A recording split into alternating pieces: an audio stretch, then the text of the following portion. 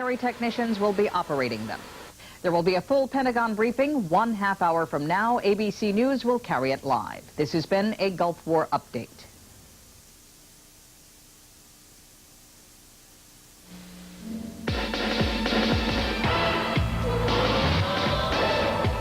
The following is a special presentation of ABC Sports.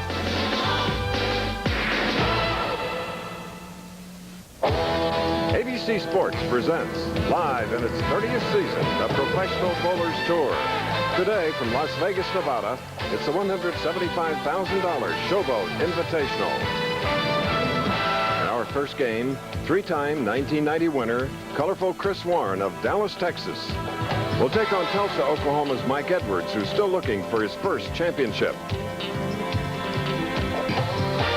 That winner will face third-seeded Walter Ray Williams Jr. of Stockton, California, who hopes to break a 3-year winless drought.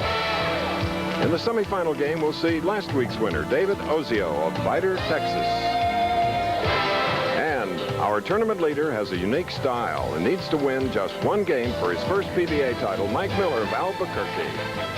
That's our outstanding field for today's Professional Bowlers Tour telecast.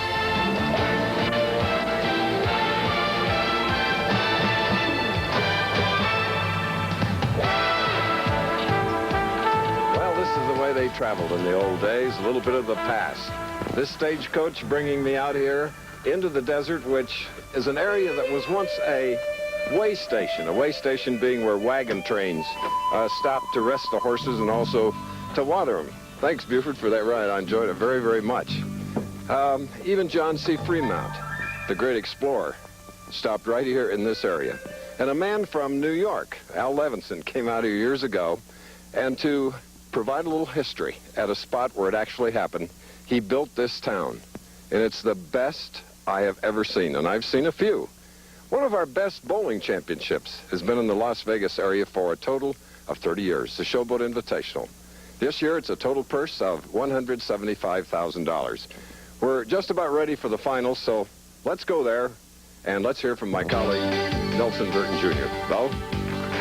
Thank you, Chris. An interesting point in our pioneers' trek to the West Coast. And a nice sign put up by the Showboat Hotel and Casino, the oldest spot on the PBA Tour, featuring the largest bowling center in the United States, 106 lanes.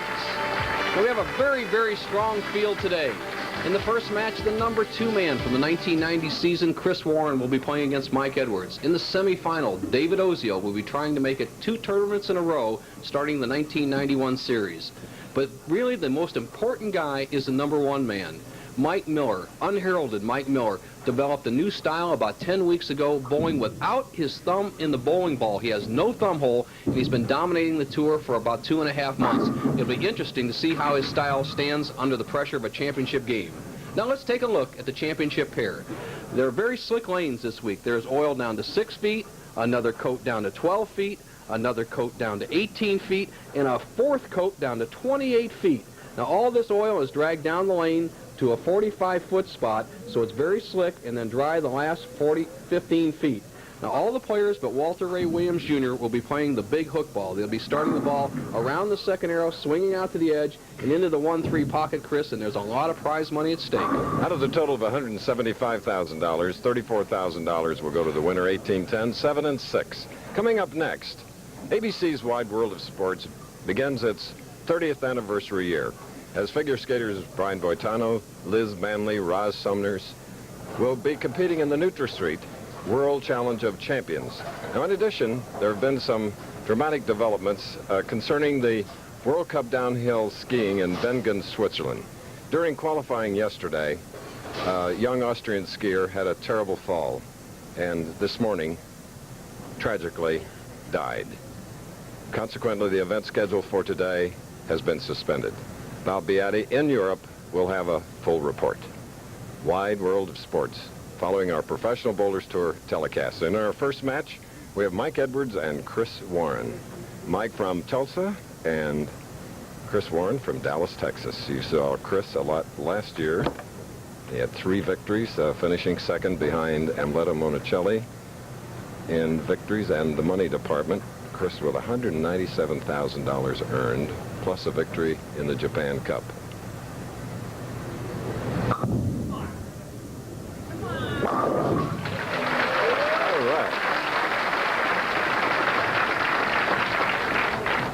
good on that shot, Bo. Well, Chris, the lane is 42 inches wide, and he used just about all of it on that shot as he swung it out to the channel. Now, you see a little bit different style from Mike Edwards, a little more conventional, down and in. 29-year-old.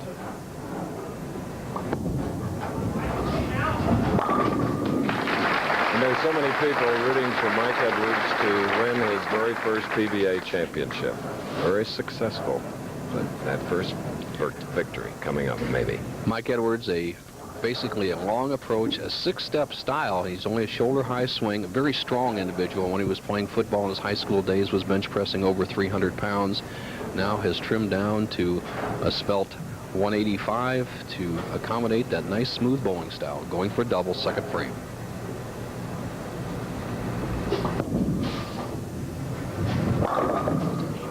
Leaving a 10-pin on the left lane. Mike was on our telecast 3 times last year. You see Mike, a normal shot right around the second arrow, just a medium hook, and he leaves a solid 10, 6-pin just flying around the 10. And Chris, a lot of solid 10s left by the players who don't hook the ball a lot. That's why you see players like our tournament leader, Miller, up there top. A lot of speed, cross lane. Mike Edwards at Tulsa. A sigh of relief after getting that mark. He's going against Chris Warren, who never watches his opponent. He does sort of a 90-degree look away when his opponent's bowling, but watch him now, the man that lives dangerously on these lanes.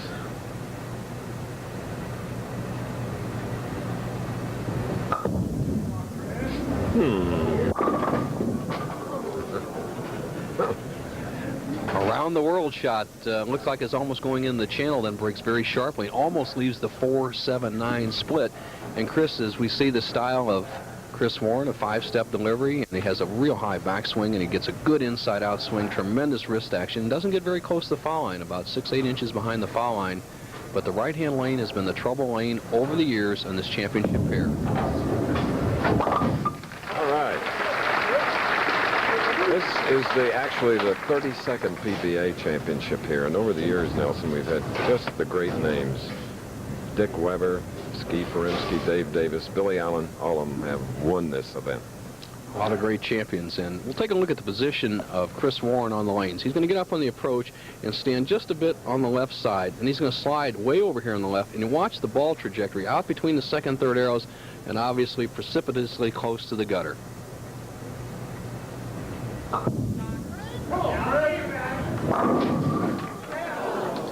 Now it's the 7-pin for almost a begging Chris Warren for that pin to fall, but solid as a rock. Chris Warren with the big hook ball, and I don't blame him. Every time you hit around the 1-3 pocket with that much power, you expect to get a strike. That time he just sliced that 5-pin right in front of the 7. He has that 5 jumping.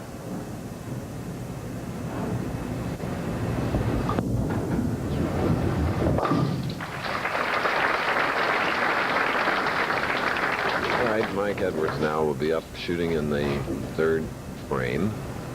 Opened with a strike if you just joined us, and marked with a spare. This is our first game in the finals of the Showboat Invitational. $34,000 to the winner.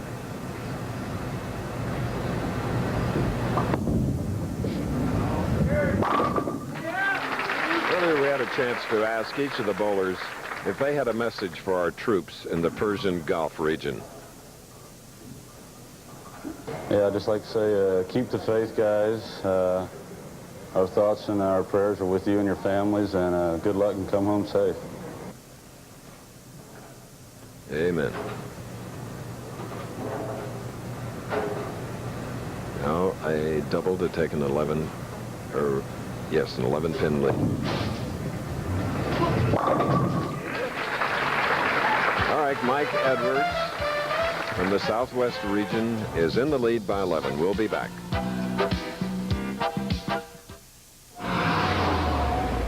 Sometimes, without any warning at all, cars and trucks quitting before their time, before their owners get the most out of their investments.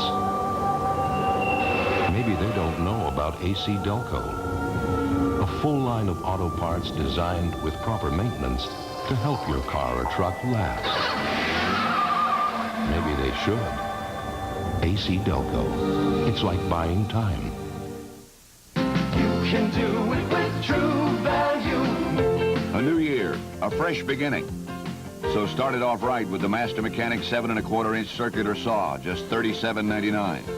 The Master Mechanic variable speed reversible drill, only $29.99, has a powerful 3-amp motor. And turn nuts and bolts in no time with the Master Mechanic cordless wrench for only $37.99 at participating True Value hardware stores and home centers.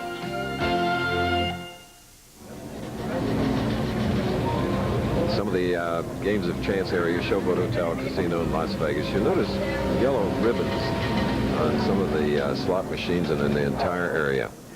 Yes, everywhere we go, everybody is concerned and cares. And if they don't, they should care. Chris Warren, 4th frame, trails by 11.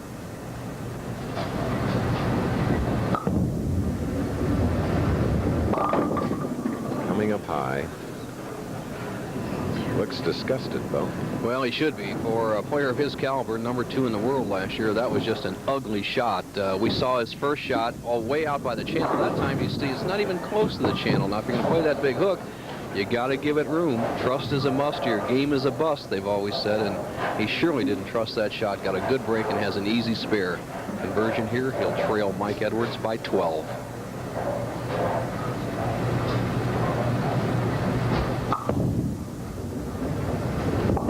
All right, Chris Warren, you heard Mike's answer to the message for our troops in the Persian Gulf. Yeah, I only have one thing to say to the boys over there, and just do your job, come home soon, come home safe. No one needs to be a hero. All right, there's Chris Warren's yellow ribbon. Got it tied around his waist there. He was rubbing a little bit of the dirt or oil. You can actually see it next to his index finger off the bowling ball. Heavily oiled lanes. You got to clean it off every time the ball comes back.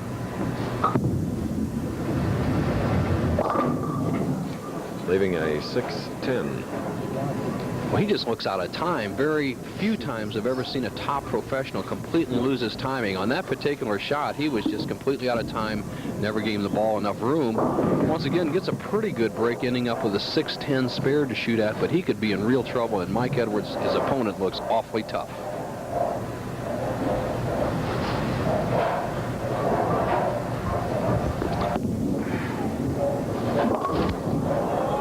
And that is deep trouble. Chopping the 6 off the 10. Chris Warren of Dallas. Well, if you leave yourself enough tough spares, sooner or later something's going to go wrong. And Chris Warren had been getting by pretty lucky, and then all of a sudden he leaves the 6-10. Here you see it in the replay. The ball doesn't flatten out enough and chops the 6 straight off the 10. Wide open door, Mike Edwards, 5th frame.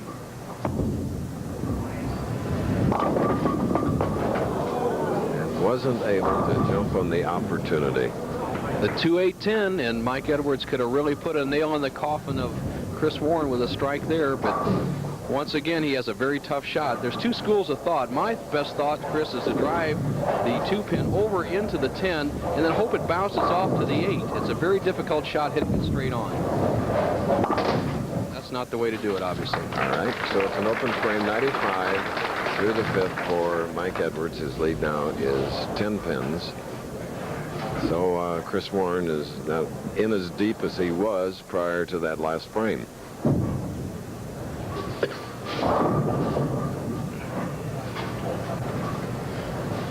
There's Chris looking away, as we indicated.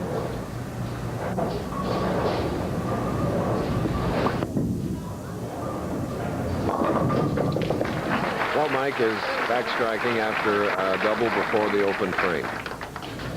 Well, Chris, he did something very important. Edwards getting both of those pins on a difficult split, and with a double up, it's 2 pins actually becomes 1. Instead of having 93 in the 5th frame, he has 95, and he's kept Chris Warren at bay, and he still leads by 10. Now Warren needs to get some strikes together because he hasn't even been close.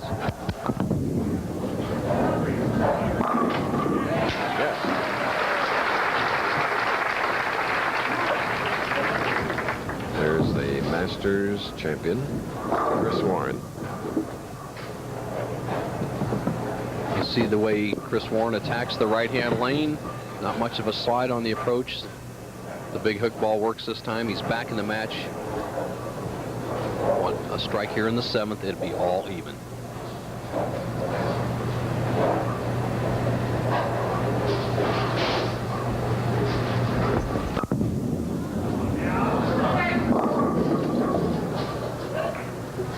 And a 2. Move right. Heard him say move right, and our bowling tip of the week deals with something like that. This week we started a series on how to adjust lane conditions on the lane, and the PBA expert Lenny Nicholson helps us out. And once again, we see the oil carrying down the lane. That heavy oil I described at the top, carrying down the lane, making it more difficult to get the hook. All right, we're in our very first match. Mike Edwards against Chris Warren. Edwards leading by 10 pins. We'll be back. Financial news. The full-size Ford pickup is not only priced less than Chevy when you buy it. An independent study shows it costs less to operate while you own it. And it's worth more when you sell it. Ford Trucks, the best ever.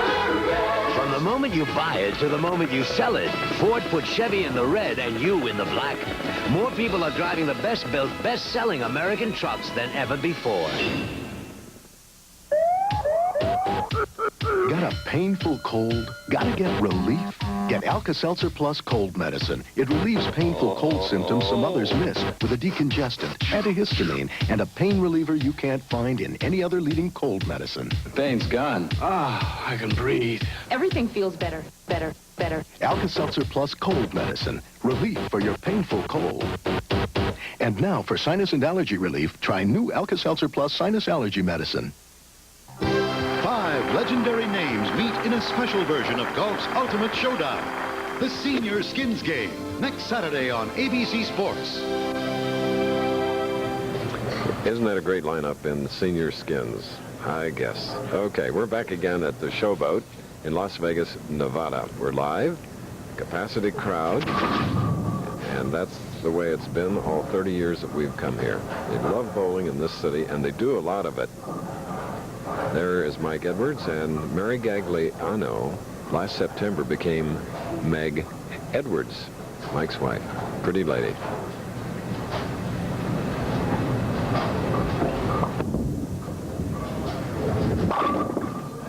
Mike was hoping to take that 20-pin lead, but he's left the 9-pin. The winner will meet Walter Ray Williams, then David Ozio, and then Mike Miller.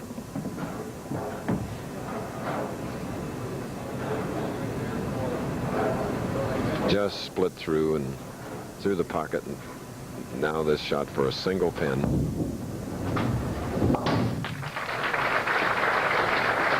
That spare was in the 7th. Let's hear from Bo Burton. Chris Schenkel, a very difficult shot happened there for Mike Edwards, and once again, Walter Ray, we see the oil carrying down the lane. Do you have any special strategy as the hook ball continues not to work? Well, it's working all right. It's just not working as well as it could be.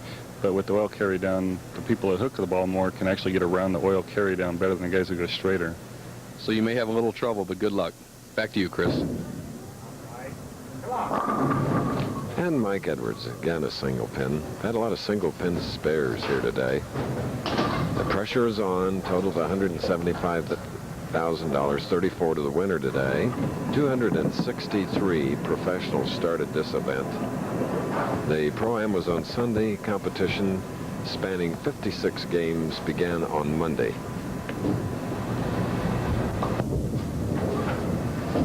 Mike Edwards continuing to lead here, now by 9 pins. This is our first match. Winner to meet the man Bo just talked to, Walter Ray Williams, then David Ozio, and then the tournament leader, Mike Miller. You see the footwork of Chris Warren. 5-step delivery, doesn't use much of the approach. He's only 5 feet 5 inches tall.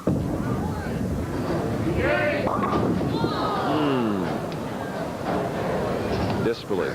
A very difficult split. Here he has the 3, 4, 6, 7, 10 split, not very often seen, and he has to make this to really stay in the match. It's not that tough. All he has to do is get the ball over in the 3-6 zone, drive the 3-pin into the 4. The 4 will take out the 7. The ball will take out the 6 and 10. Let's see what happens. Very important shot. He needs it to stay in the match.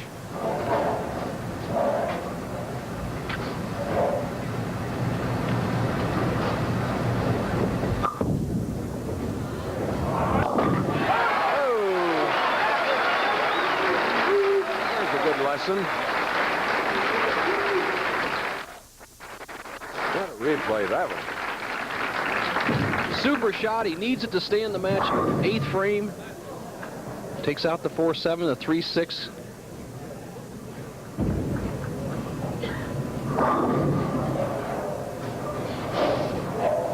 Oh, if that doesn't get it flowing, nothing will. Puts himself in position, Chris, to be right back in the match. He trails by 14 pins, 9th frame. It's not over yet. Come on.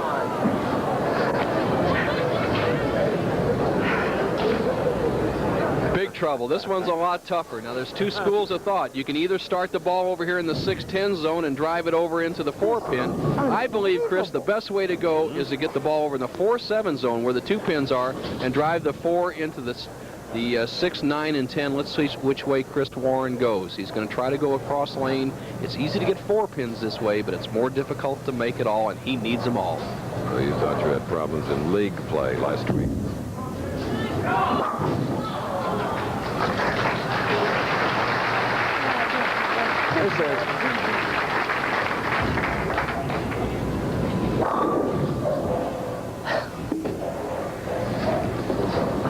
Chris wearing a microphone. He was speechless, and that's unusual for him.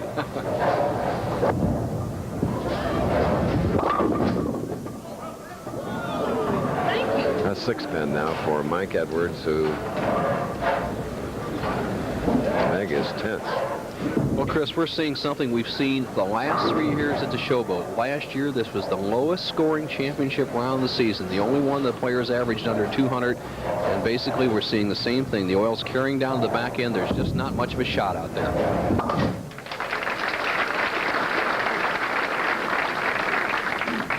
Mike is one of the 2 non-winners in our field of 5. The other 3 having a total of 15 championships.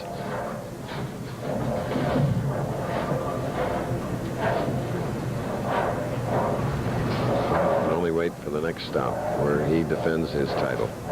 Pinole Valley.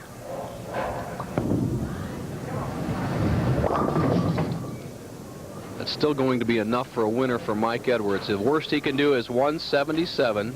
He's got a makeable split here. The 3, 9, 10 has to get the ball to the right side of the 3-pin, let the ball carry into the 9, and then the ball deflect over into the 10. It's a very interesting shot, and he really doesn't need it to win. He's going on to meet Walter Ray Williams Jr. in the second match.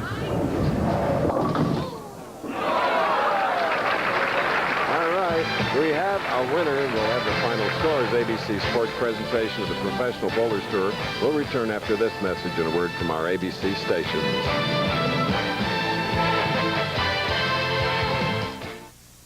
Now, when life turns up the heat, Excuse me. there's Degree antiperspirant. I'll put you next to 10. Body heat activated Degree is different.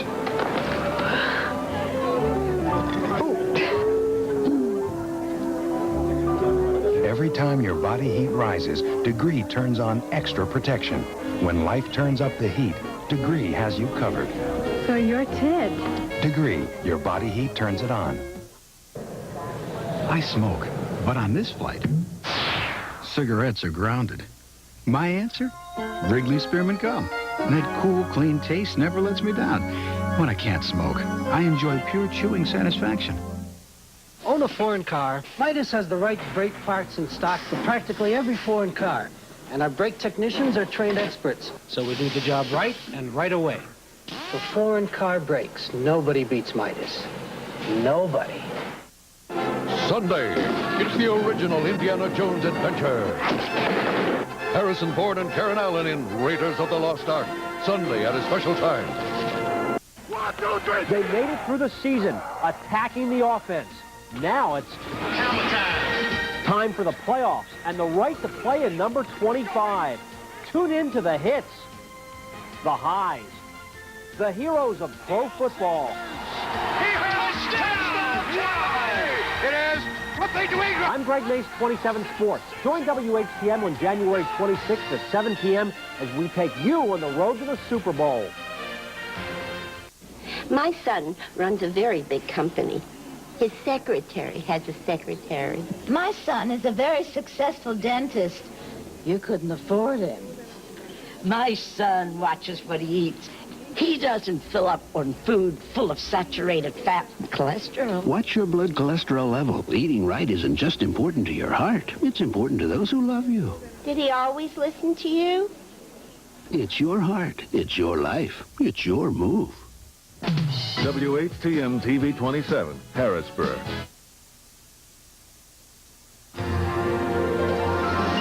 The Professional Bowlers Tour. Brought to you by Ford and your Ford dealer. Have you driven a Ford lately? And by True Value Hardware. Got a tough job to do? You can do it with True Value Hardware stores. And so here in Las Vegas, Mike Edwards has defeated Chris Warren 190 to 161, and as a result moves up our ladder to go against Walter Ray Williams Jr., who was on our telecast last week.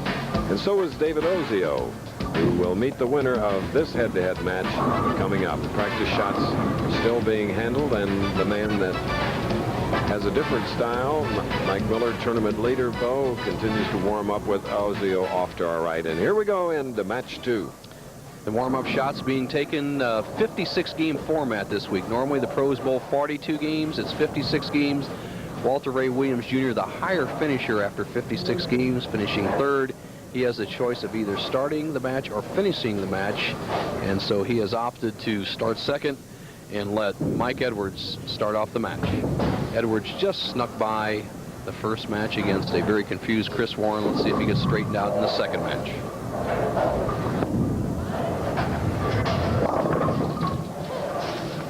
And here in his very first shot, leaving the 2-4-8, most of the bucket on the left lane. Once again, I'll reiterate, the last 3 years in this championship pair, we've seen the lanes in pretty good shape as they warmed up. The big hook ball coming and working very well, then all of a sudden it doesn't work. And so they're having a lot of spares not coming up to the head pin as Mike Miller has left the 2-4-8. Would you believe that? Well, Chris, I'll believe anything. The championship pair, and I do remember bowling on this a couple of times in the early 80s, gets very, very difficult in this bowling center. I don't know if it's because they put so much oil on the lanes, that's what Walter Ray said, or because of the low humidity in this building, or whatever it is, but they become very difficult, and they favor a guy like Walter Ray with a straight shot. Walter Ray Williams, 5 championships. To his credit, in 1986, he was the PBA Player of the Year. His style. Walter Ray, with just a lot of natural ability, 5-step delivery, has a much better arm swing this year than I've seen in past years. He's keeping that ball inside out most all the way down. He kind of likes this shot. He says, boy, that ball should have hooked in there. But once again, the oil is carrying all the way down to the back end. There's no hook area. Very difficult shot. Oh, and here we have another chop. Going back, 1988, Chris, we sat here and watched Amleto Monicelli win this tournament with basically throwing a complete straight ball. He changed from his big hook style, as you see Walter Ray's balls hooking by the 2-pin and leaving the 8. Changed from his big hook style through a straight shot, and that's the only way he could win. In fact, in one match, there was only 3 strikes rolled in the match. Monicelli rolled 2, and his opponent just 1. So I think the ideal thing to do here is straighten the shot out.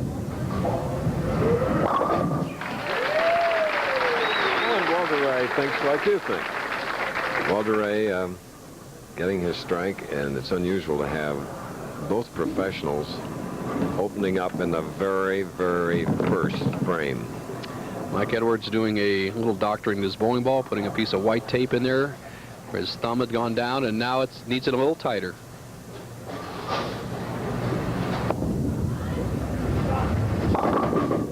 Now let's join ABC News for an update on the Persian Gulf War.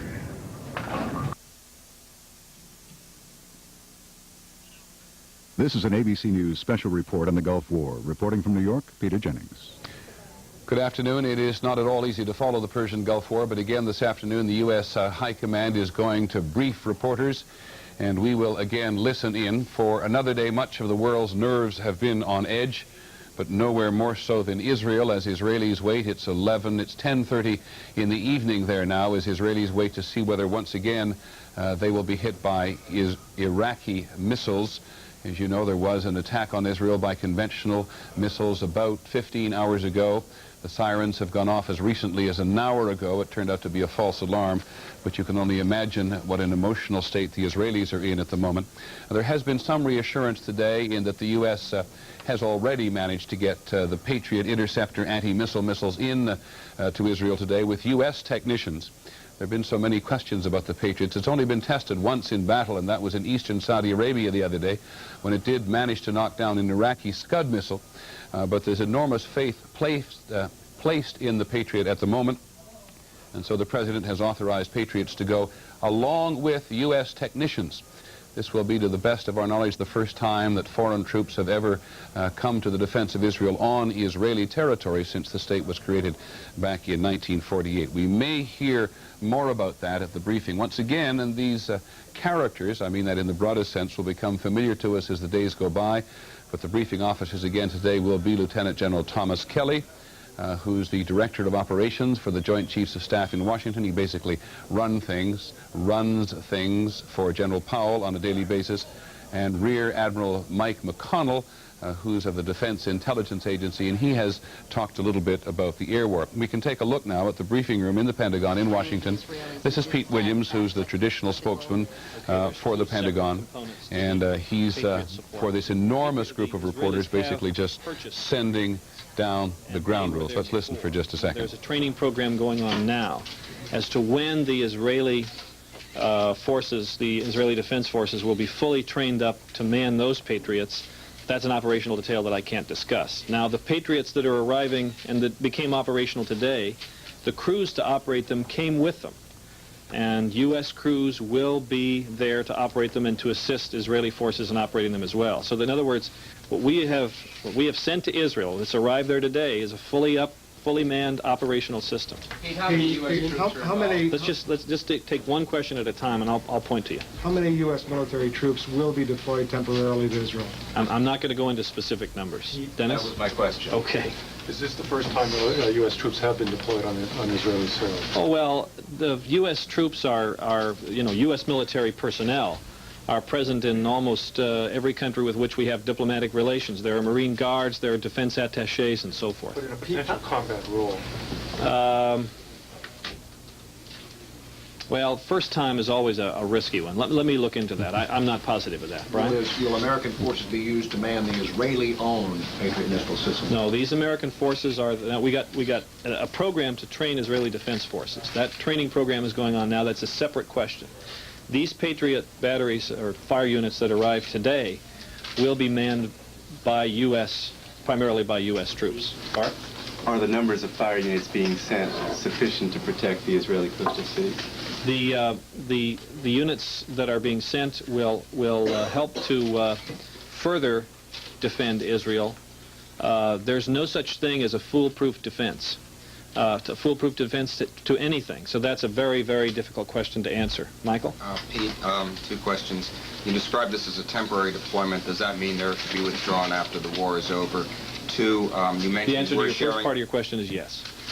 Two, you mentioned that we're sharing intelligence information with Israel or providing warning of Scud launchings. Right. Did we begin doing that for the first time yesterday, and or have we done this before? Was that the first time that this has been done, and when was that arrangement worked out? Okay, yes, it's the first time it's been done because there's never been a situation before where Iraqi missiles have been fired at Israel. No, we might have had an arrangement prior to the firing we would have agreed to. Was the arrangement to provide warning of an attack only worked out after they were hit by the Scud missiles in reaction to that? No, it was worked out before, but I can't get into any details on when it was worked out. Mr. Hussein had been threatening Israel for 5 months. Why now are the Patriots just being in place at this point, and was there any preparation, or did the Pentagon not anticipate this happening? Well, first of all, as I said before in answer to Katie Couric's question, there is a sort of two-pronged approach to the Patriot system. One is the missile units that we're sending and training Israeli crews on, and that has been underway for quite some time. The specific units that arrived and became operational today are being sent there at the request of the Israeli government, and you would have to ask them about the timing. When was the request made, and who decided to send the units? Request was made just very recently. The decision, obviously, was made at the highest levels of the government. Pete, concerning the Patriots, were those that were deployed, scheduled to be deployed as part of Desert Storm? And will they weaken U.S. efforts in the Persian Gulf and areas of defending Saudi Arabia and Bahrain? No, these units are based in Europe. They were not scheduled for redeployment down to the Gulf? No.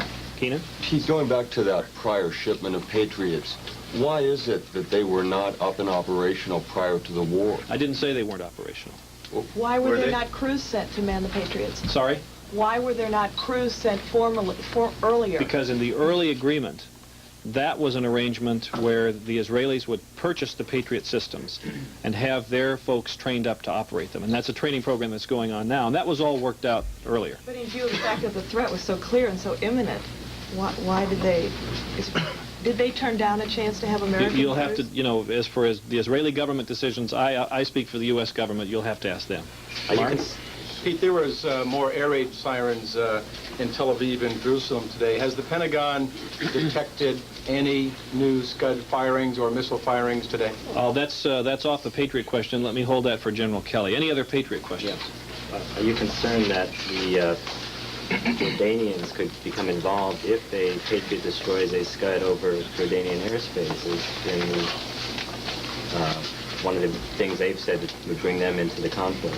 That's awfully hypothetical. I'll just stay off of that one. Have you got any idea how long it takes to train crews like the Israelis for the Patriot missile?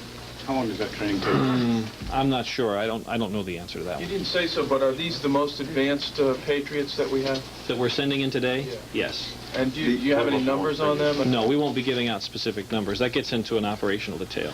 Pete, were there consultations with our Arab allies before the decision to send? We don't discuss, the kind of negotiations and discussions we have in between governments. Jim? Had there been any offer by the United States before the beginning of hostilities to send a U.S. manned Patriot system into Israel?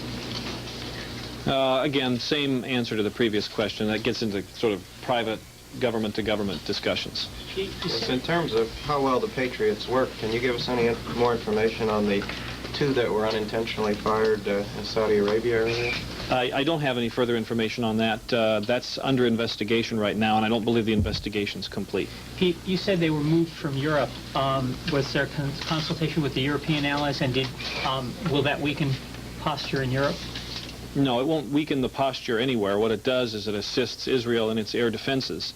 And again, all this business about consultations and that sort of stuff, those are, in normal times with our normal Pentagon press corps, I would say you'd have to refer that question to the State Department. We just don't discuss government-to-government discussions. Let me take a few more, and then I need to move on. Given that there's a concern that there might be chemical warheads on some of these missiles, and given that the Patriot missile that shot down the Scud already did it 1,000 feet over the ground, is there any concern that it may actually prove dangerous to shoot down a chemical warhead while it's in the air? I think that the best consensus of military folks here in the Pentagon is that, number one, we of course don't know for certain whether the Iraqis can in fact put a chemical warhead on a Scud missile. We know they have the ability to field chemical weapons. They did so in the war with Iran. We know they have the ability to launch Scuds, but we don't know whether they can put the two together. Clearly, we have to operate on the assumption that they can. But the second part of the equation is I think the military will tell you that the best thing to do is to try to shoot a missile out of the sky before it lands on you. Two other quick questions on the Patriot. The initial batteries that were already in Israel, and you mentioned this training program. Is this training program being conducted by U.S. military personnel Yes. or by Raytheon? And by military personnel? Well, it's probably a government contract. I don't know how much of it is government contract representatives and how much of it is U.S. military, but it's a part of an agreement we have with Israel to provide the training. So you don't know, in other words. In other words, I don't know. That's right. Wait. One other quick question. I don't think you really answered it when I asked you before. Is the goal of the U.S. to train the Israelis as quickly as possible so the U.S. military people can leave? Oh, yes. Yes, sure. Yes. Pete, Do you have any sense that this is just the beginning, that additional U.S. troops may be sent to help defend Israel? I have no feel for, I've heard nothing, no discussion of anything beyond the specific Patriot question. Now, I've got some other announcements, and I don't want to hold General Kelly and Admiral McConnell here for a long time. The other thing I need to talk to you about here briefly before we get into the operational details is the fact that the President has signed the Presidential Ready Reserve Call-Up Authority. That's the next level of authority to call up reservists and members of the National Guard. We've discussed this here over the last several briefings that we've had with you, but the President has now signed the executive order delegating to the Secretary of Defense the ability to call up a higher level of reservists for a longer period of time. The level at which we've been operating is a level of presidential authority which permits us under the law to call up to 200,000 members of the Guard and Reserve at any one time for up to 180 days as it stands now, 90 days plus 90 days. We are running out of time for some critical skills in reservists and guard members who have been deployed to the Persian Gulf. We need to keep them for a longer time, and we may also need a slightly higher number. So we go to the next authority in the law. Now, the law says when you click up to the next level of the law, it gives you the authority to call up to 1 million people for as much as 2 years. No intention of calling 1 million people for 2 years. So let me tell you what the authority is that the Secretary has delegated to the military departments under this Presidential Selected Reserve Authority. And I'll give you 2 sets of figures. I'll give you what the current authority they have now under the old provision of up to 200,000, and then I'll give you a column of figures of what the Secretary has given to the military departments under this new level of authority. Is everybody with me so far? Okay. All right, I'll give you each military department, the old authority and the new authority. For the Army, under the Selected Reserve Authority, 115,000. Under the new Ready Reserve Authority, 220,000. For the Navy, under the Selected Reserve, the limit was 30,000. Under the new Ready Reserve limit, 44,000. For the Marine Corps, the old authority, 23,000. The new authority, 44,000. For the Air Force, the old Selected Reserve Authority, 20,000. The new Ready Reserve Authority, 52,000. For the Coast Guard, and this is a level that has to be set by the Secretary of Transportation because he has the jurisdiction over the Coast Guard, the old authority was 1,250, and I don't believe the Secretary of Transportation has set a new authority yet for the Coast Guard. So you add that all up, and you get a maximum call-up authority under the old authority that has expired or that's been really subsumed by the new one. You get the old level of 189,250. And you get the new call-up authority given to the military departments of 360,000. Now let me just throw another couple of numbers at you. I said a moment ago that the old authority, under which we were operating for most of this week, was a maximum of 189,250. We have called to active duty so far 161,887. So as you can see, we were about to hit the ceiling there of how many could be called up at any one time. A couple of other things to note about this. We have said by instruction to the military departments, by the Secretary's order to the military departments, that what we'll do is basically take all the people that have been called up so far under the old authority and switch them over to the new one. So this is not in addition to, this takes everything we've already sent and puts it under the new authority. And we've said that all those who have been called up will serve only a maximum of 1 year from the point at which they were called to active duty. So what that means is that someone called up under the old authority in August, we're saying we won't keep them beyond a maximum of August of this year. Any questions on that? Yes, sir. While Pete Williams deals with some of the law here, if you're in the reserve, you know friends in the reserve around the country, you'll know the situation on a much more personal basis. But while we are waiting now for General Kelly to get up and brief, let us show you that we have in fact seen Patriot missiles arriving in Israel today at David Ben Gurion International Airport between Jerusalem and Tel Aviv. And perhaps we can just fill in a little more on the Patriot question, which has been such a pressing one today. Mr. Williams was asked if they were sufficient to protect Israel, and he said there is no perfect defense. This is a weapon that has not been used in combat before.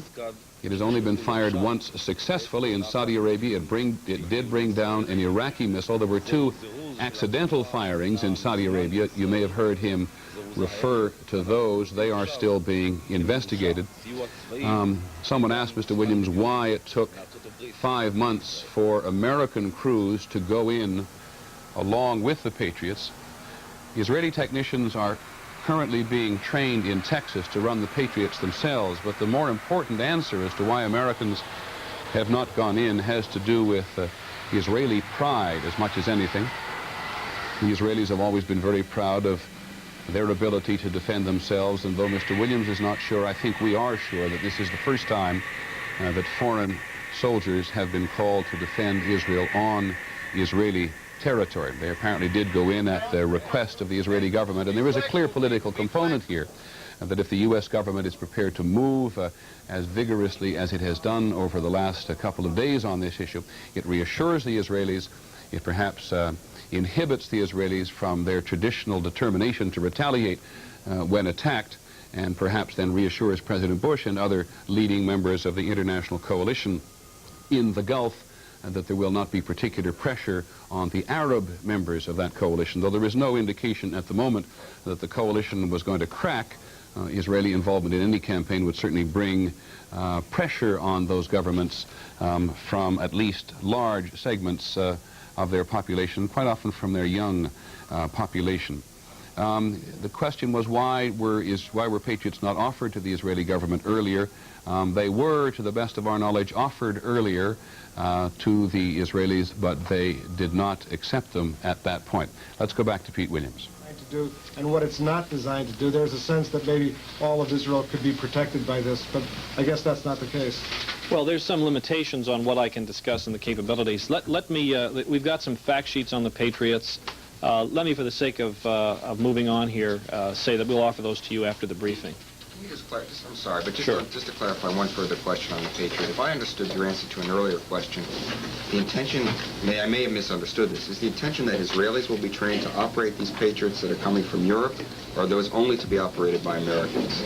The Patriots that arrive today will be operated primarily by the U.S. troops who arrived with them. They will assist Israeli Defense Forces in operating them. I mean, we'll clearly work very closely together on these. There's no intention to train the Israelis in operating them and turn over the operating of those weapon systems to the Israelis. That is correct. However, I must hasten to add that there is a program underway now to train Israeli Defense Forces on the Patriots, which they've already acquired. That's a separate matter. Patriots. So as long as these Patriots are there to defend Israel against Scud attack, Americans will be there operating them. Correct. Another quick question on the Patriots, Pete. Let me just amend my answer to Michael's question. That's the agreement which we have right now. Obviously, we can always go back and change it.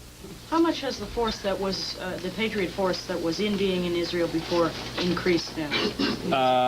That would require me to get into specific numbers, and I'm not going to do that. I'm just asking, has it doubled? Has it tripled? Yeah, I can't characterize it. Okay, last one, Mark. Can you give us a status report on the Turkey's acquisition of Patriot missiles, where they stand on that? I'll have to check on that. I don't know. Let me turn over now the operational questions to Lieutenant General Tom Kelly, Director of Operations of the Joint Staff, and also Rear Admiral Mike McConnell, who's the Director of Intelligence for the Joint Staff, and they can, you going to have a statement to Tom? Okay, they'll answer your questions.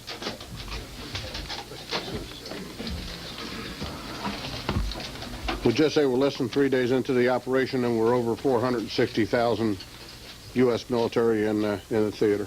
General Kelly. Sir. Has there yet been any sign that the Iraqi troops in Kuwait have started to pull out? That's the goal of this whole thing, after all. Kuwaiti theater, yeah, that's correct. No, I have seen no indication of any pullout by Iraqi troops. Can you tell us, sir, about the reports that you're now going after the Republican Guards more energetically? Yes. Could you elaborate? We'll try to hammer them just as hard as we can. The campaign is orchestrated. The first objective represented certain things: command and control, air defense, air superiority. We're beginning to achieve some of that. So as the chairman said on TV, we can begin to shift the focus of the air campaign somewhat. Doesn't mean we're going to stop doing what we were doing initially. Yes, sir. General, does Iraq hold any prisoners of war? Not to my knowledge. General, U.S. or anyone else? Any other allied forces? I think they've still got some Iranian prisoners of war. I'm not sure about that, but I don't know that they hold any prisoners of war from the Allied force. Follow up on that. An Iraqi diplomat was called to the State Department to discuss treatment of prisoners of war. Is that just, in advance of something that might happen, or? You'd really have to ask the State Department. That would be my surmise. General, we've had some conflicting, confusing reports about exactly what is the current capability of the Iraqi Air Force. Could you give us an update on what you believe has been done by the coalition forces to the Iraqi Air Force and its operational abilities? We've also heard reports that they're using highways since they can't use runways.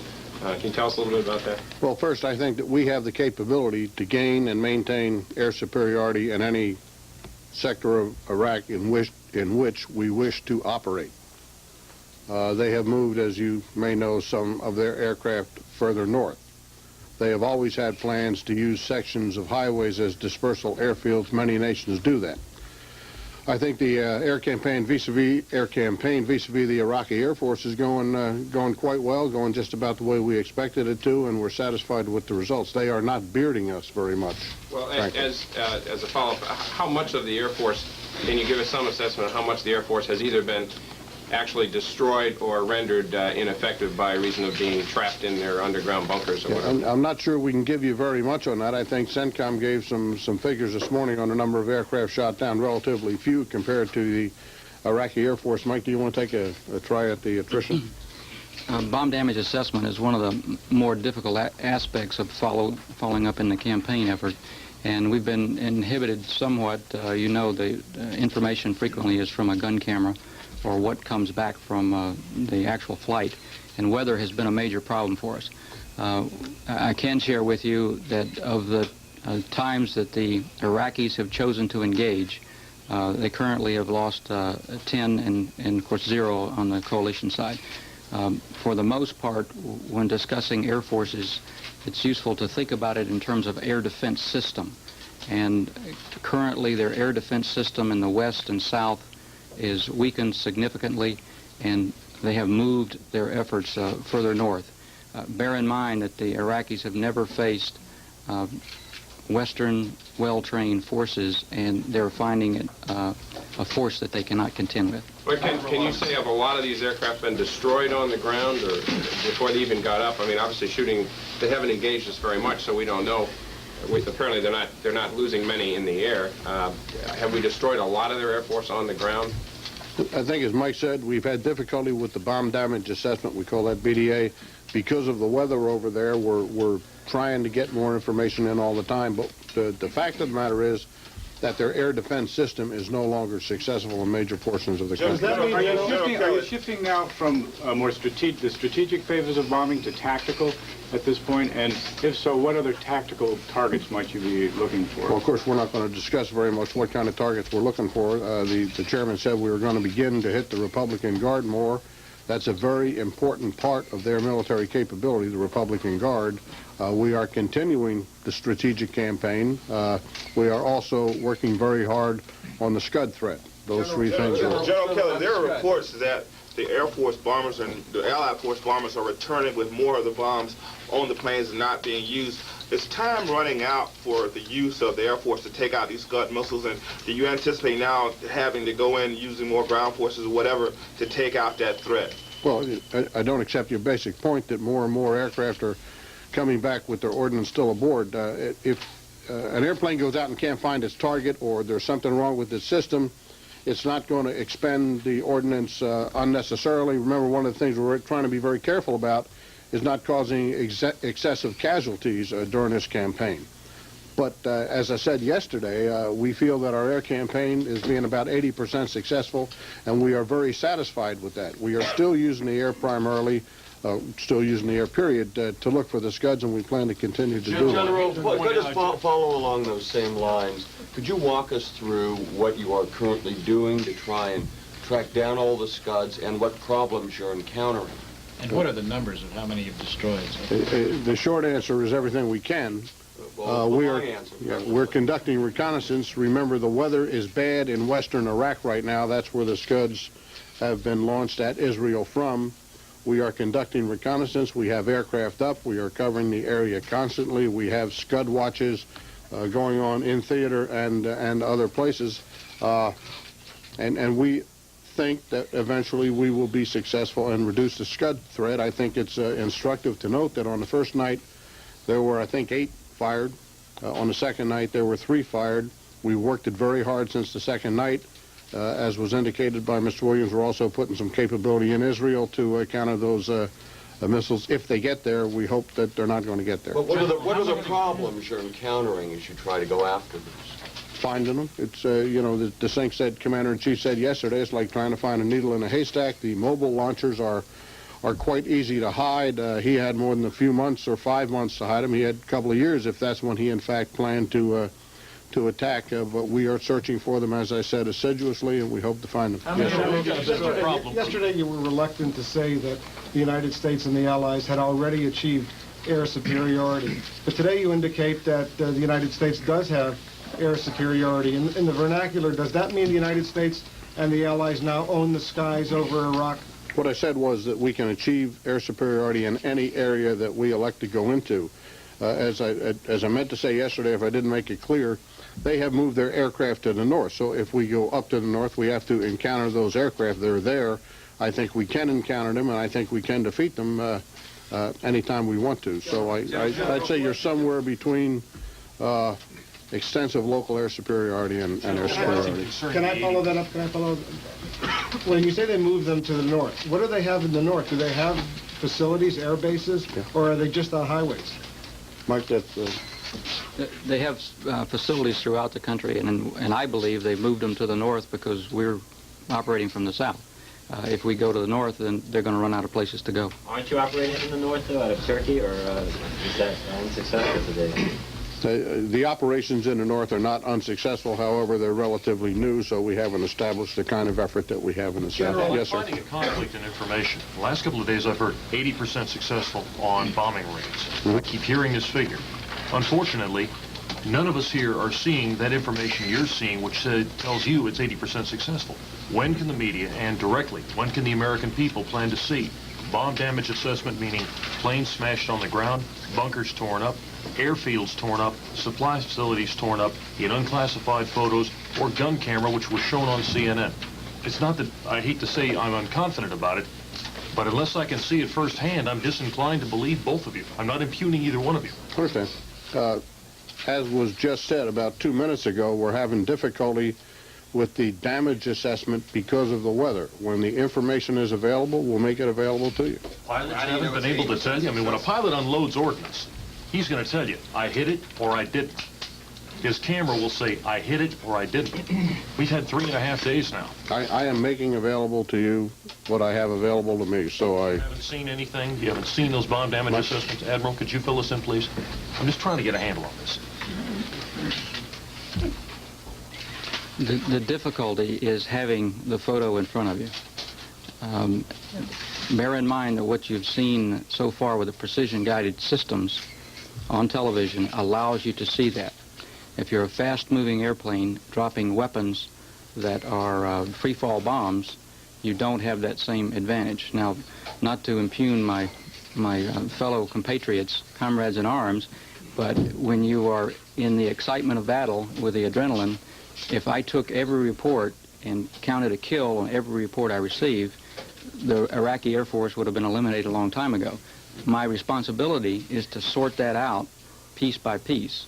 And I think we're sharing with you the characterization of what we know that's accurate as best we can without revealing everything we have in terms of capability that would be of assistance to the other side. CENTCOM for those hard figures and hopefully provide them. We are asking CENTCOM for data. We are analyzing that data when we get it, and we will make it available when we are authorized to do that. Yes, General Kelly, we've heard that U.S. and allied forces have had to retarget sites 3 or 4 times. Is it your understanding that some of the hits have only resulted in very light damage to targets? Again, you're back into the BDA question. We don't have all the answers on it. We do have indications that the attacks have been very successful. Certain targets have been retargeted.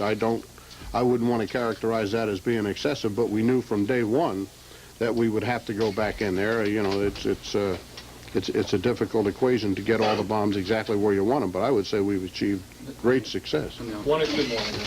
Just let me offer a comment to follow up.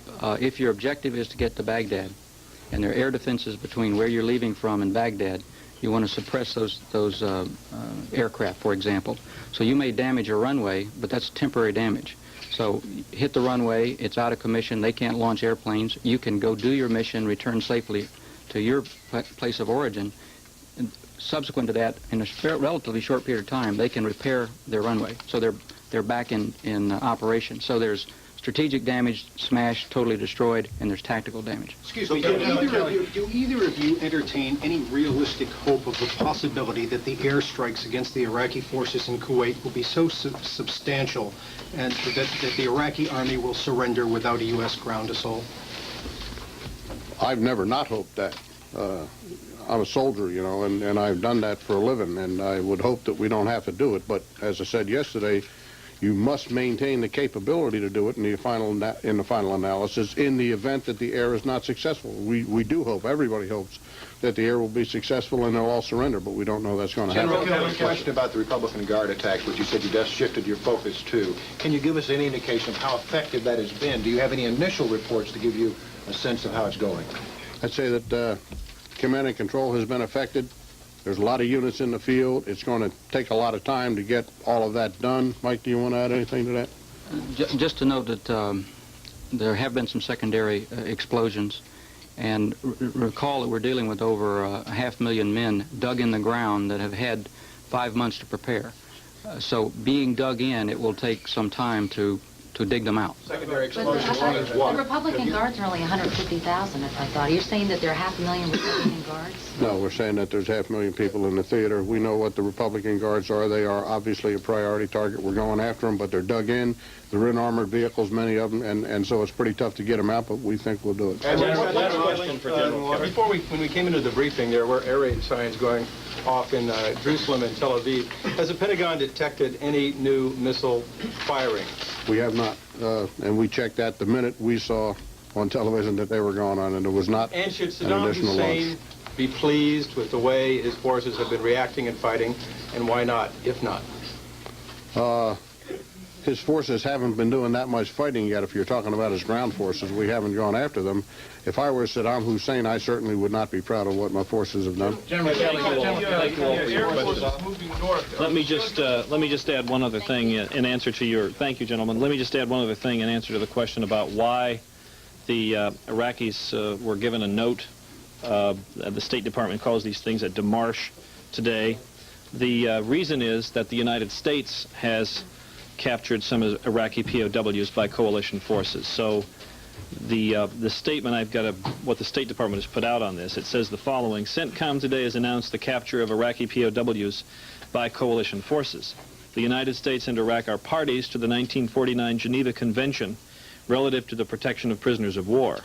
As such, both nations are obligated to provide humane treatment of POWs in accordance with the Geneva Convention. That is Pete Williams going to go on. We can tell you that, as you probably already heard today, that 12 Iraqis were captured. They'd been on oil installations, Kuwaiti oil platforms out in the Gulf, and they'd been using them as platforms from which to shoot at Allied aircraft, so they were captured early on today. And just before we lose the satellite to Tel Aviv for a little while, let's go there and listen to ABC's Dean Reynolds. We lost it, we lost it, we lost it. I'm very sorry. The general situation in Israel is this. You saw the Patriot missiles arriving. We'll try to get re-established to find out whether or not there's any more of a relaxed atmosphere now that they are there. But it has been a very tense day in Israel again. It's just 11 o'clock in the evening there now as people try to settle down for another night. But as you heard General Kelly say, there have been no more firings that they are aware of, and when they heard the air raid sirens go off in Jerusalem and Tel Aviv just before the briefing began. They checked very quickly, and there has been nothing since we have been on the air. We won't take a long time right now to try to assess what this military briefing really means in the course of the overall campaign, but joining us from Washington is our resident military analyst, Tony Cordesman. Tony, gives us a sense of what you're hearing. One thing I hear is this shift from purely air to the beginning of air-ground war, right or wrong? Right. I think that's very clear. But I think we need to understand we're being warned again and again and again just how many targets there are, that it's going to probably take days to get to the point where we fully suppress the air defenses over all of the country, and we'll have to suppress them again and again. However, two key messages, Peter. You're absolutely right. It's clear we are shifting to attack the ground targets. It's clear it's going to take thousands and thousands of sorties to do that, perhaps over a period as long as a week. We also heard there's a build-up to 460,000 men. Now, just yesterday, it was 450,000.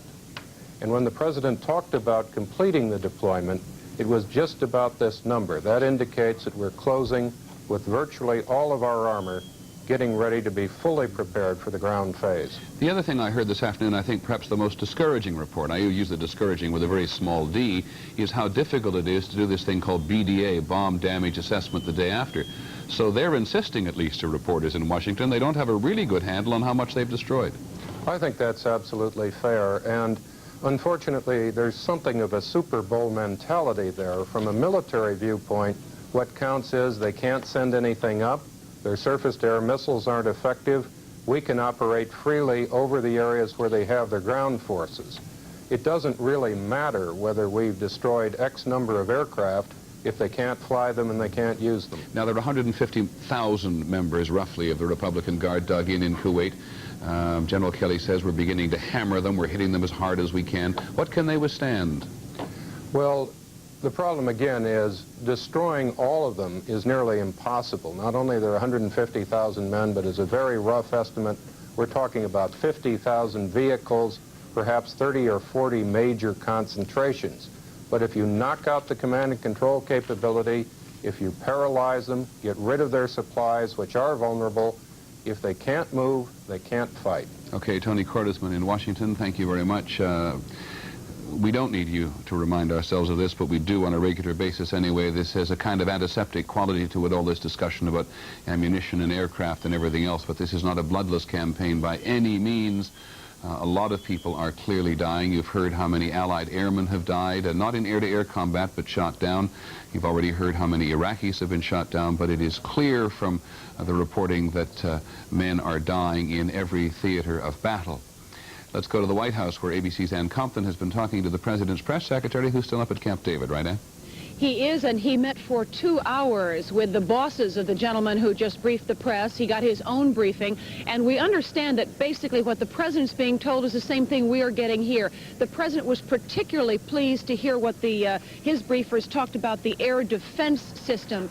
The White House would like to think that Saddam Hussein's air defense system is fairly, the destruction of it is a fairly complete success, less success of the command and control system.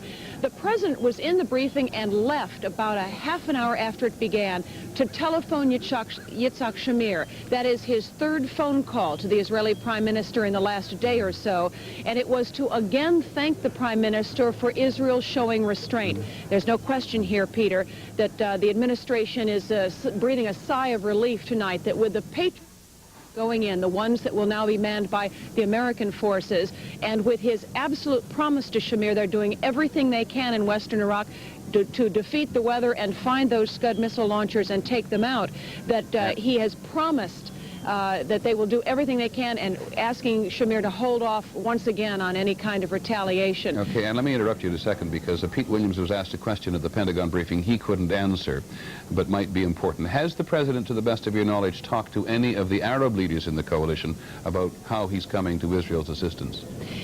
He has not, according to those that we've talked to. There haven't been the network of phone calls that the president usually accomplishes, but they do indicate that this was clearly understood among the coalition partners before the first shots were ever fired. Okay, Ann Compton of the White House, thank you very much. I want to go to Saudi Arabia now, where ABC's Sam Donaldson is standing by. Sam, you've been listening to the briefing. Does it reflect what you feel and see and think on the ground? Absolutely, Peter, particularly your conversation with Ann Compton. The military command here is keenly aware that they have got to find those Scuds. They've got to take the Scuds out. The political and psychological damage that continued firings on Israel would create in this war is simply incalculable. All day, for instance, from the Red Sea ports, the airfields there, our F-111s have been taking off. They're one of the most seen here. They're one of the most effective weapons against the Scud, but they, as you have heard, have been hampered by bad weather in western Iraq. But they are looking. Now here in the eastern province, we have the Patriot missiles, the ones that are being sent to Israel. They've been very effective. In fact, the Patriot missile in combat, Peter, is now batting 1,000. 2 nights ago, a Scud came over this hotel and was blown out of the sky at about 30,000 feet by a Patriot. And yet the system does have its problems. Earlier today, curiously enough, in Riyadh, the capital, there were Patriot firings. They were accidental. 2 Patriots actually got off the ground. There were no Scud missiles. And as far as the U.S. command has been able to determine, these were accidental firings of the missile. Of course, that's still being investigated. We can just see their conch shells up in the sky, Sam, in this piece of videotape. Exactly. Why they were fired, no one knows. It might have been an accident. Someone pushed the wrong button. It might have been some technical problem in the system. Peter, I want to say that there was a pool report that was just arrived here that's interesting because it tells for the first time of skirmishes on the border between Kuwait and Saudi Arabia, between Iraqi troops and U.S. forces. The report is very sketchy. It simply says that U.S. and Iraqi patrols along the heavily fortified Kuwaiti border clashed. There were several clashes. These clearly were not major engagements, but simply little small skirmishes. There is no report of casualties on either side. The clashes are not apparently continuing. But if this pool report is correct, that represents the first known ground contact between our 2 sides. Okay, Sam, thanks very much. Sam Donaldson in eastern Saudi Arabia. Those reports on skirmishes along the border between U.S. and Iraqi forces have emphasized, as they've dribbled in throughout the day, that it was, as Sam said, not particularly serious. Just want to check in one more place before we leave, and that is with Dean Reynolds in Israel. It's 12 minutes after 11 at night there. Dean, has the mood in the country, as best you can tell, changed since the Patriots have arrived? Well, there is relief to some extent, Peter, although I must say the weather forecast of bad weather in western Iraq gives people some chills here. I think there would be a great deal more anger in the country had the casualties been higher, and certainly if an Israeli had been killed in these attacks, the Israeli government position might be a bit stronger. But there is something of a dilemma here. After all, the Israelis must be asking themselves what, if anything, they could do above and beyond what the United States is already doing to the Iraqis, especially to those missile launchers. But I think we're in for another nervous evening. We've already had one false alarm about almost 2 hours ago.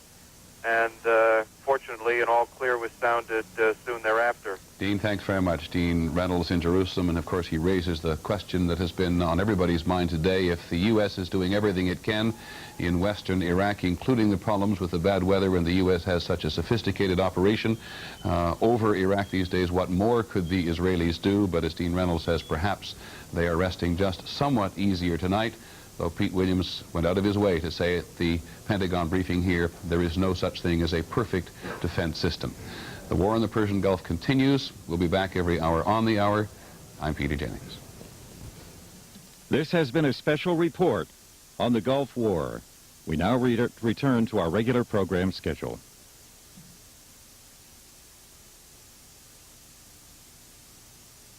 This is ABC.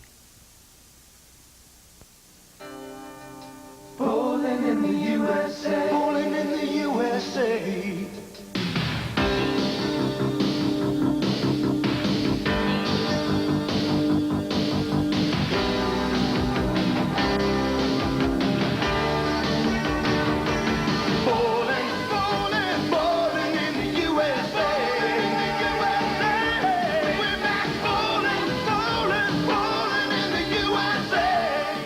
Around the world, around the clock, you can count on 27 News and ABC News to keep you informed on the war in the Gulf.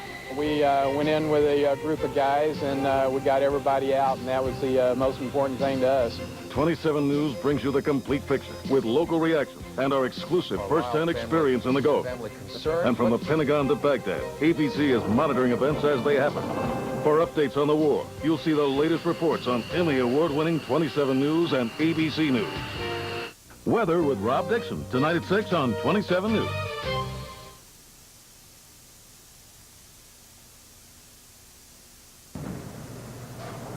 This is our second stop on the Professional Bowlers Tour in the championship game. That was Mike Miller, a non-winner, but is the tournament leader after 56 tough games, and right now going against David Ozio, who won last week. And Ozio, still with a 2-pin lead, can up it to 12. He has a 3-bagger working.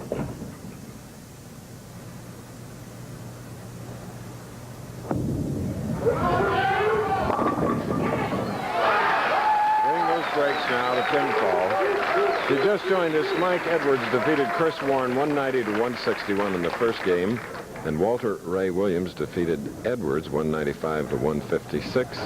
Ozio over Williams 224 to 215, and now we're just beyond the halfway point of the championship game, worth $34,000 to the winner and $18,000 to the runner-up.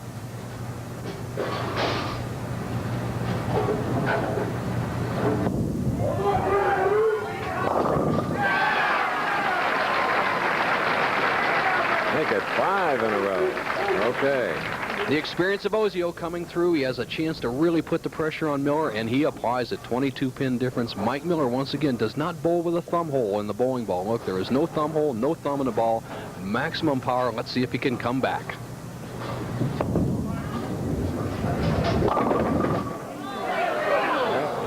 That ball crossed over. Well, that's the drawback of not having your thumb in the ball. The thumb is basically there to take a little of the pressure off the wrist and control.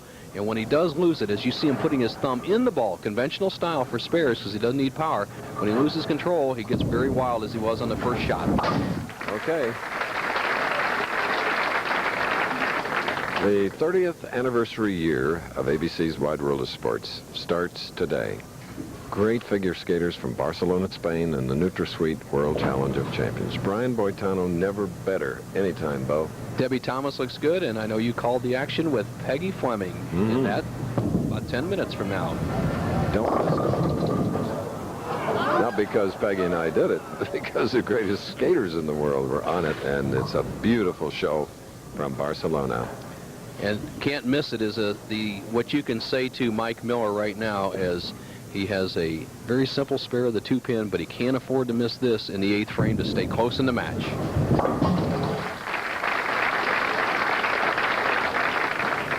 We've had nobody winning consecutive games here today. Well, Ozio looks like he's well on his way to not only winning consecutive games, but consecutive tournaments. He has all the experience. He has the years of out here of self-confidence. He bowled so super last week, and he looks just sensational today. And if I know David, this is the key shot to lock up the match. It's been 19 years since a bowler has won the first 2 games of our telecasting season. That was Don Johnson. 10 years prior to that, Dick Weber did it.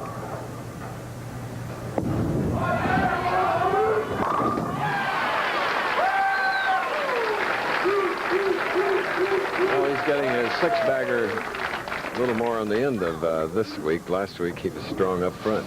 You're right. He started last week with 6 in a row before leaving a spare. Had a potential 300 game last week.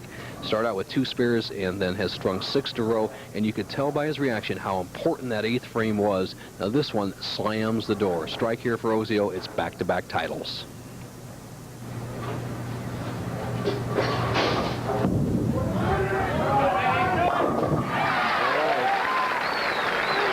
Perfection of ABC's Wide World of Sports, shown right here by our professional bowler, in addition to the World Challenge of Champions.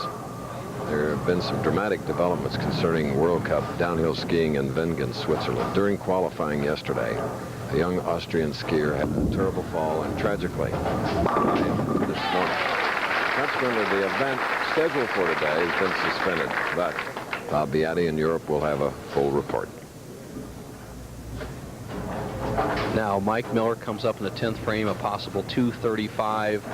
He will not win this match. Ozio, unless he fouled or threw it in the gutter, which I don't expect he'll do, has it locked up. But Mike Miller, watch his style, remember that name, because you're going to see a lot more of this young man. He's tough. He's bowled very well today. He's just gone up against a red-hot, experienced Ozio.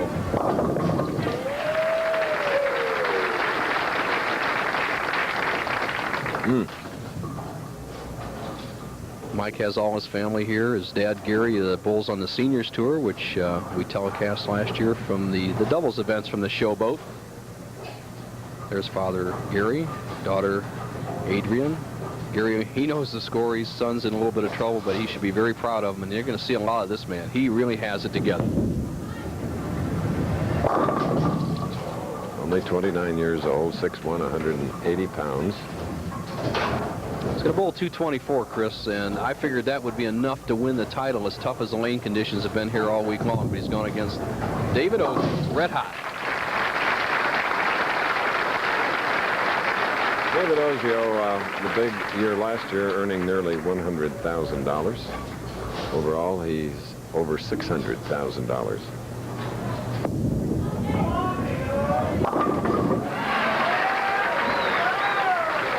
Last week it was 259 for the AC Delco Classic. He has a chance for 279. Back-to-back championships. Ozio just bowling with some confidence and just fabulous scores. Just finessing that ball in the pocket. Well, we've had a little bit of everything today. A 161, a 156. Biggest score up to this was by Ozio, 224, and he's going to have a big one right here. Miller shooting 224 in this final. So we'll be back at the Showboat following this.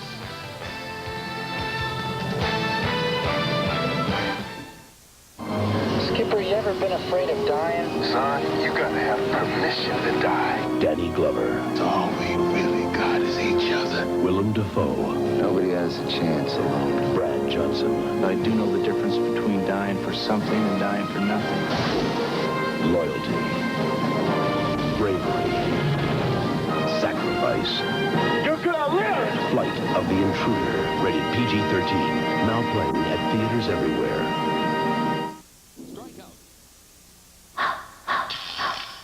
Why do fools fall in love? Why do opposites attract? Why do gentlemen prefer blondes? Why do women have all the answers? Why? Ask why? Dry. Cold filtered for smooth draft taste. Dry brewed for no aftertaste. Because if true love's not the answer, true refreshment must be.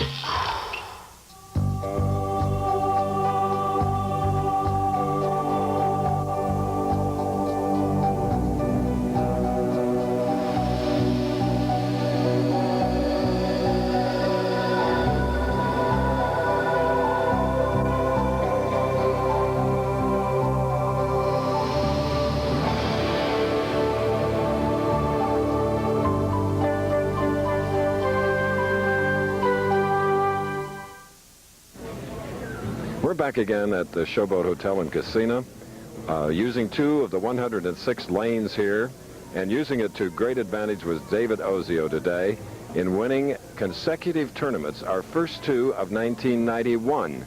He did it with big scores of 279.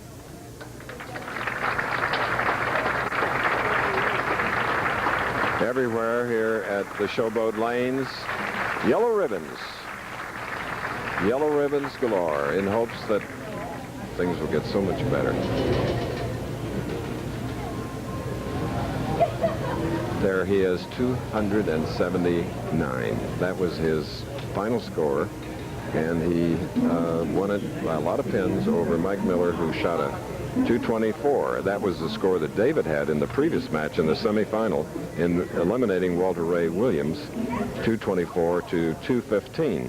The earlier matches, however, Mike Edwards shooting 190, Chris Warren's 161, And it was Walter Ray Williams, 195, with Mike Edwards, 156. Ozio, with great style over Mike Miller. He had 10 strikes in a row. That's how he finished the game. Third bowler in PBA history to win the first 2 tournaments of the year. All right, we're going to leave, but we'll return.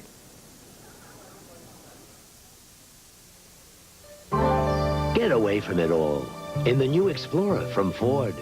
If you're looking for 4 doors and more interior room than any vehicle in its class, if you want 4-liter power and push-button 4-wheel drive in the best-selling vehicle in its class, if the only thing you want to leave behind is the city, your Explorer is ready. Have you driven a Ford lately?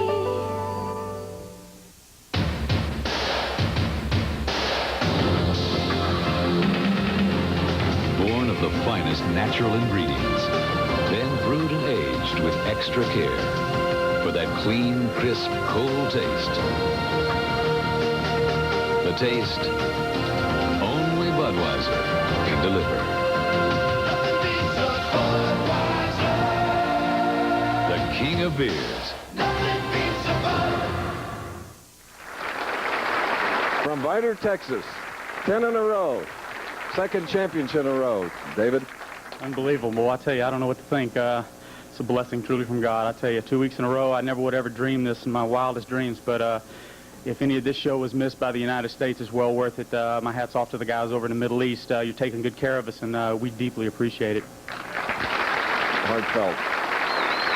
Cook Taylor, Executive Vice President, Jack Cook, General Manager, with a check and a trophy in limited amount of time, Cliff. Okay. Congratulations, David. It's great to see somebody from Texas win. David, great bowling. 2 hometown boys, both from Beaumont, Texas. David and I are both from Beaumont. David, nice bowling. It's a pleasure to give this to you. I've known Jack for almost 15 years, I guess, and it's just amazing that it's met like this. Let's hear it for Texas, here in Las Vegas. Congratulations, David. I know Lisa is proud of you, your wife back home in Vidor. See you again next week.